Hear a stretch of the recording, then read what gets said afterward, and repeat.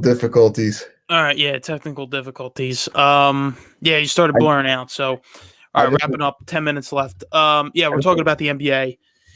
I just With the sat there Sixers. not knowing what to do. Yeah. So yeah, I mean, you're right about the defenders. Yeah, we're As I this think team is defenders. every game that we watch, I just noticed how great everybody plays on defense. Like the rotations are just perfect on every defensive play, and I think a lot of that is Doc Rivers again, and obviously we just have a shit ton of talent all over the place on defense. Exactly, and that's something that you want to see this team build on. Mm-hmm. You want to see this team really, just Make that, focus on. make that their identity. Yeah, make it their identity. And that's all coaching. Like I said, that's all coaching. Mm-hmm. For sure. Um, so I mean, this has made such a big difference for the Sixers this year. Made such a difference. Yeah. Um, so yeah. What do you think about the rest of the league? So far. Again, the Jazz, I just don't care about their record. They're not going to win a playoff series. Um, that's all I got to say about them. The Nets, we talked about a little bit. They're just, they just swept the entire West Coast. They just ran through all of them. Went And on the that road Lakers, trip and just tore it up. Tore it up. Yeah, they without KD. So and that just shows the type of depth that this team has. Durant. That just shows the depth that they have. I don't think they have depth. I just think it's Kyrie. Well, I mean, I shouldn't say depth, but the star power. Yeah. That's what I meant to say. The star power, not the depth. Yeah. And yeah, I mean, their team, and listen, and I think that's going to be a debate for the rest of the season, whether the Sixers can match up with them in a 7-game series. Personally, I think they can. But that's for the playoffs to decide. That's really for the playoffs to decide. And, it's going to be interesting to see how that pans out and how the rest of the season kind of goes for the Sixers. Yeah, I don't know if they're going to maintain the 1 seed for like very much longer because teams are drawn pretty close. But yeah, the All-Star teams, Damian Lillard probably should have been a starter over Luka, and I think Luka admitted that. He was like, Lillard deserved a spot, and he didn't feel like he earned it. But, Luka's averaging like 30 or 28, 29, 9 and 8. Luke and Dame's averaging That's like ridiculous. 30. Yeah. There's so much scoring. There's so much scoring in the NBA this season. There's been so much scoring. I think and real quick, just I don't know if this is a thought of mine, but have you noticed, and I don't really know a lot about, I mean, you can look at this past NFL season as an average season in terms of like points scored, but like in baseball, it seemed like there was more production, more offensive production. And I do think just because it's in my fresh in my mind, do you think that in sports today there's been an increase in offensive production? In points. This NFL season had the most touchdowns in any season ever. All right, so that answers my question. Yeah. That answers my question. Oh, I gotta crack my back. But I mean, I guess to maybe answer that, yeah, I mean, because baseball, they this year for baseball they changed the baseballs so that there's not as much home runs, because the last 2 years there was home run increases. Yeah, I mean, last year through 60 games. I guess there's got to be something behind that.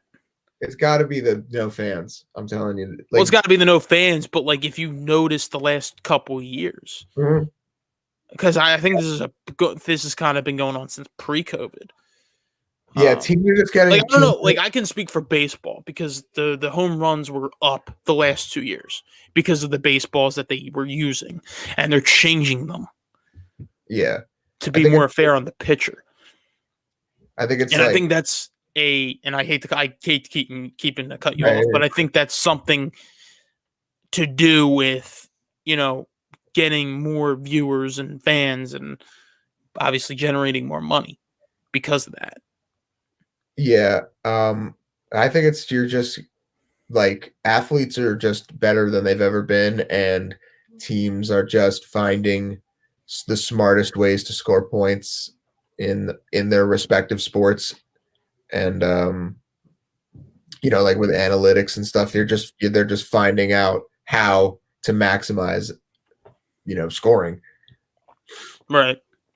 So I mean, that's just to kind of point up, just to I like the 3-point thing. Like 3 yeah, points greater than 2. So when you shoot a 3, if you can make threes more than you make twos, you'll score more points.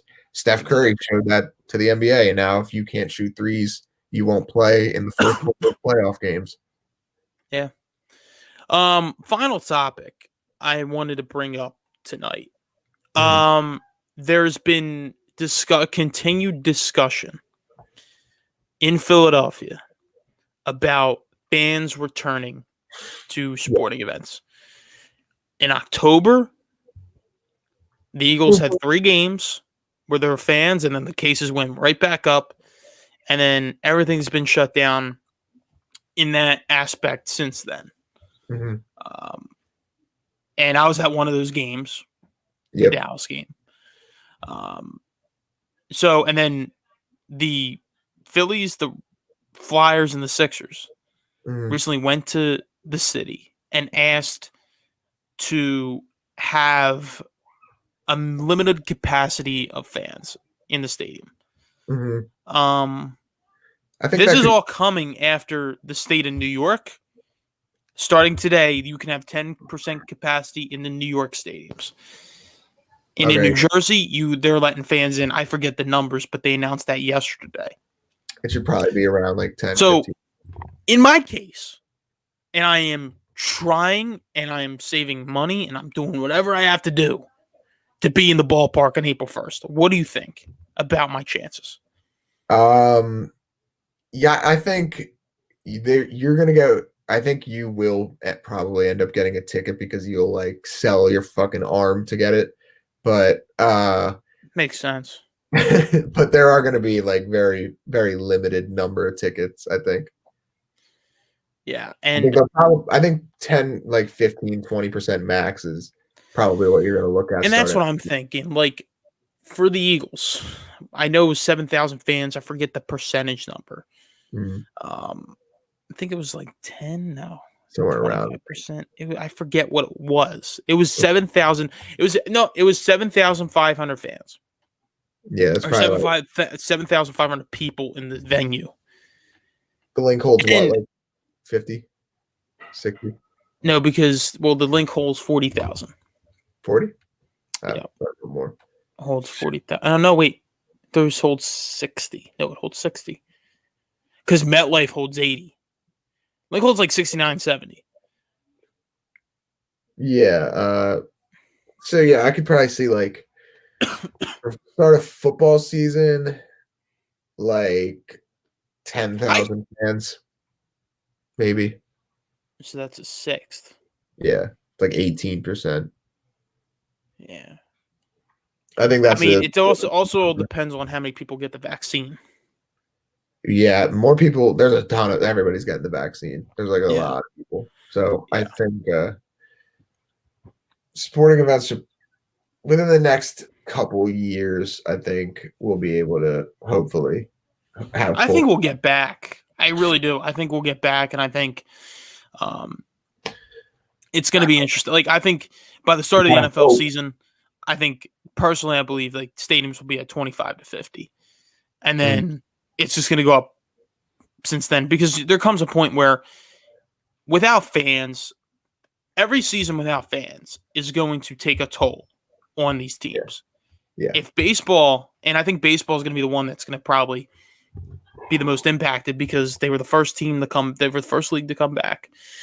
And if they already had one season without fans, really. Mm-hmm. So if they can get more, and if this keeps piling on, then it's going to affect them in the long run because you missed out on a season basically.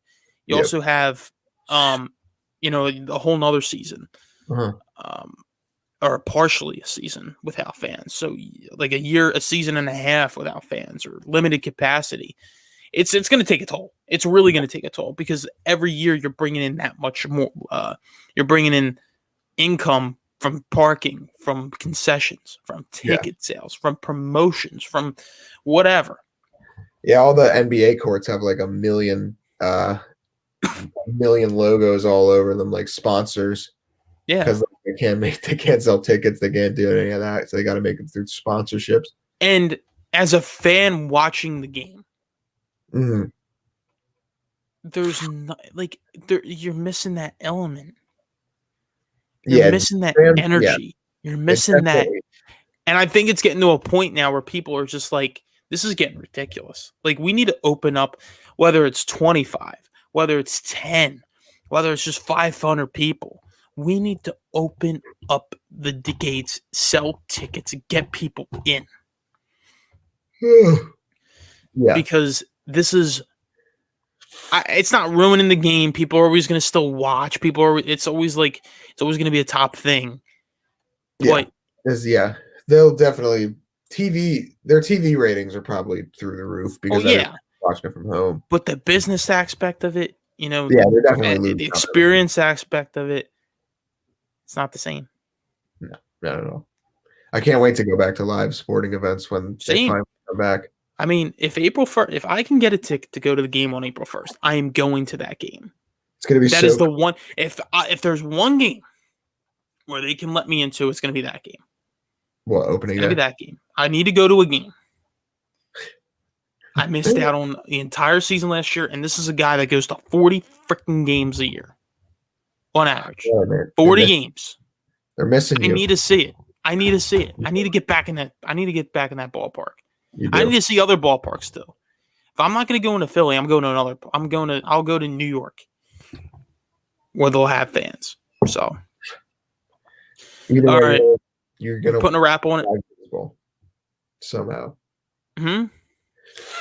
You're just gonna see live baseball one way or the other. Exactly. All right, we putting a wrap on this. Yeah, I think this is a good spot.